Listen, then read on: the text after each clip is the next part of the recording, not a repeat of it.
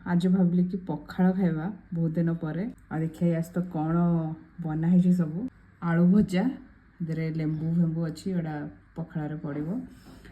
बैगण पोड़ा यहाँ तो पखाड़ है माने मस्ट बैगण पोड़ा मत बहुत भल लगे पखाड़ सहित यहाँ हूँ पोई शागर यहाँ सोरिष अदा रसुण पेस्ट तादर कखारू आलू बैगण पड़ी बंधाकोबी धनिया पत्र कंचा लंका आउ पियाज मिसेकी पकुड़ी साबुदाना पापड़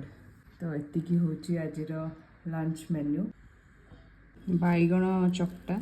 यहाँ जो मुझे बैगणटा पोड़ी थी या भितर ही मु रसुण और कंचा लंका दे दी या द्वारा टी सोरिष तेल भी पड़े बिकज पोड़ा बैगण और सोरिष तेलर कॉम्बिनेशन तो मस्त लगे आज एक्चुअली लेट रे खिया होची कौन पाइना सकाळे आम टे बाहर को पड़े तो साउथ इंडियन ब्रेकफास्ट खिया और चा पिया बहुत दिन पर तो से यहीटा मुझे खाऊे 3टा 4टा हो गला